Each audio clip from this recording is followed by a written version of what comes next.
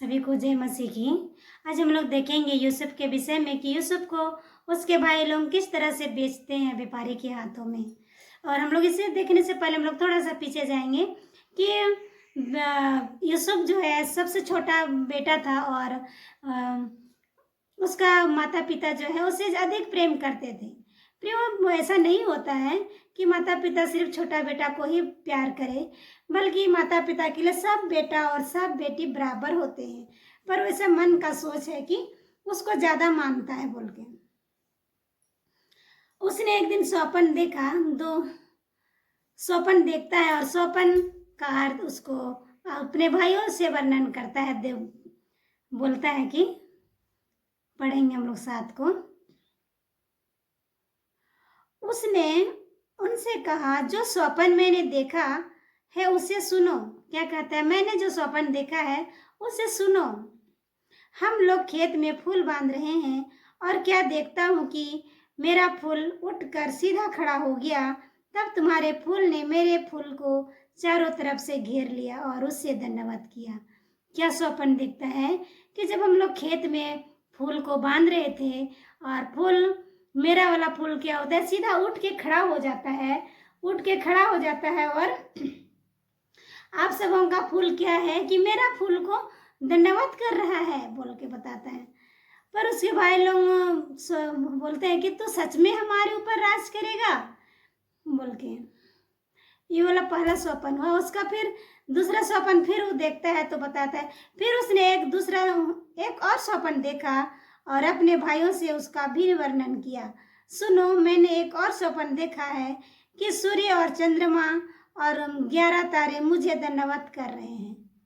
क्या से देखता है? सूर्य और चंद्रमा और 11 जो तारे हैं वे क्या कर रहे हैं? मुझे धन्यवाद कर रहे हैं। यह कैसा स्वप्न है जो तूने देखा है? क्या सचमुच मैं और तेरी माता और तेरे भाई सब जाकर तेरे आगे भूमि पर गिरकर धन्यवाद करेंगे? उसका पिताजी क्या करे? डांट रहे हैं यूसुफ को कि तुम सच में ऐसा स्वप्न देखता है कि तुम ढोंग करता होगा बोल के उसको डांट रहे हैं प्रियो कि तुम कैसे रोज दिन ऐसे स्वप्न देखते हो भाई बोल के। सचमुच में क्या तेरा भाई लोग और हम लोग सबको जाके तेरा धन्यवाद करेंगे बोल के बोलते हैं। ये स्वप्न किस टाइम का है? जब मिस्र देश का होते हैं, प्रधानमंत्री बनते हैं, उस टाइम में उसका जब अनाज खत्म हो जाता है खाने पीने का, तब क्या करते हैं इसका भाई लोग उसके पास जाते हैं। पहला बार जाते हैं, फिर दूसरा बार में उसका पिताजी को भी लेके जाते हैं। प्रियो, उस टाइम का स्वप्न ही अभी से ही देखा है, जो कि अभी छोटा ही है। और उसका आगे हम लोग देखेंगे 12 से आगे कि जब वो लोग का भाई लोग भेड़ बकरी चराते हैं, तब वो जाते हैं कि उसका पिताजी उसको बोलते हैं कि जा तू देख के आ कि तेरा भाई लोग किधर चरा रहे हैं भेड़ बकरी, तू देख के आ सुरक्षित है या नहीं है। तो ये शेकेम, उन लोगों को बताया गया था कि वो शेकेम की ओर गए हैं चराने के लिए। तब वे शेकेम की ओर जाता है। शेकेम एक जगह का नाम होता है और वहाँ चले जाता है खोजने के लिए, उसका भाइयों को खोजने के लिए। तब क्या होता है कि उन लोग नहीं मिलते हैं। वहाँ पर एक व्यक्ति मिलता है तो उससे पूछता है कि मेरा भाई लोग किधर हैं। तो उसको बताया जाता है, पढ़ेंगे हम लोग।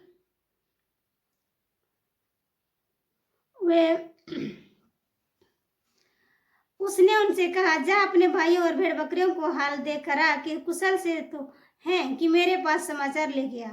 तब उसके हेब्रोन की तराई में से विदा कर दिया और शेकेम की में गया। क्या क्या अपना माता उसका पिताजी क्या कर रहे हैं कि उसको भेज दिया कि तो भेड़ बकरी और वो लोग सुरक्षित है या नहीं है उसको देख के आ। पर वह शेकेम की ओर जाता है तो वहाँ नहीं मिलता है, पर उसके एक व्यक्ति मिले। उसने कहा, मैं अपने भाइयों से ढूंढता हूँ, कृपया मुझे बता कि मैं भेड़ बकरियां को कहाँ चरा रहे हैं। उस मनुष्य ने कहा, वे यहाँ से चले गए और मैंने उनका यह कहते सुना कि उन लोग आपस में बात कर रहे थे कि हम लोग दोतान तरफ ले जाएंगे भेड़ बकरियां। हम उसको सुने थे, हमको तो नहीं बताया है, पर हम सुने थे उन लोगों का बात को कि उन लोग आपस में बात कर रहे थे बोल के। पर शेकेम में जब उस लोगों को नहीं मिला अपने भाई को, तब यूसुफ क्या करता है, दतान की ओर ही चला जाता है और वहाँ उसको मिल जाता है दतान में। तब वो उन लोग के मन में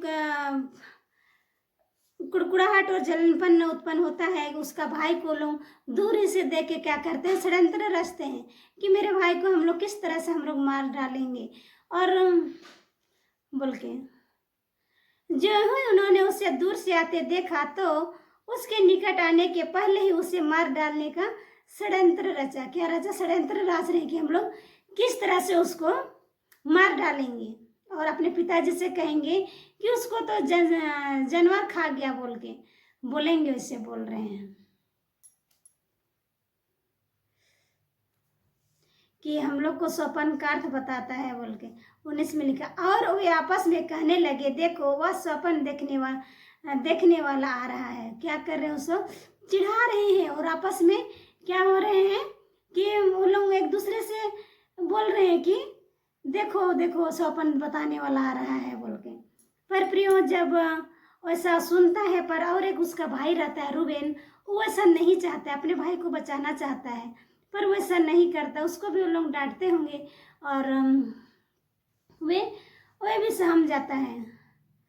क्या कहता है कि हम लोग अपने पिताजी से क्या कहेंगे कि उसको बनैल पशु ने खा गया और फिर हम देखेंगे उसका स्वप्न का क्या फल होगा।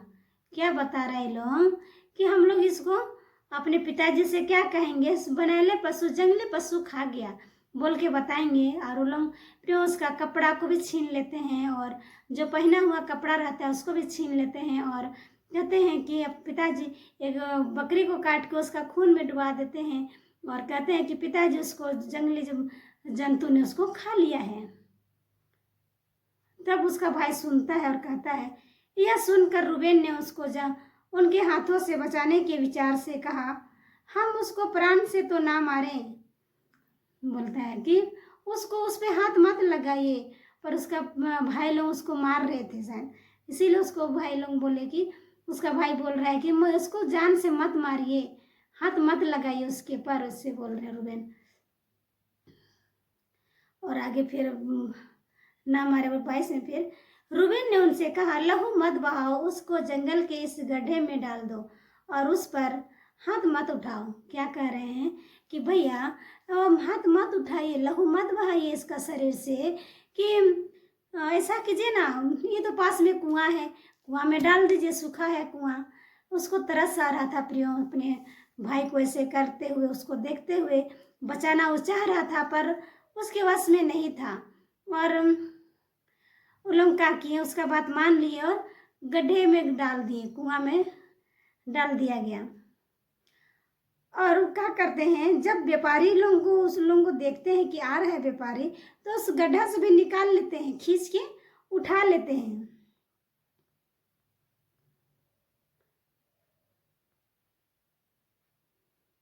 चौबीस में हम लोग पढ़ेंगे, और यूसुफ को उठाकर गड्ढे में डाल दिया और गड्ढा सूखा था और उसमें कुछ जल ना था। क्या था? उस गड्ढा सूखा हुआ था और उसमें पानी नहीं था बोल के।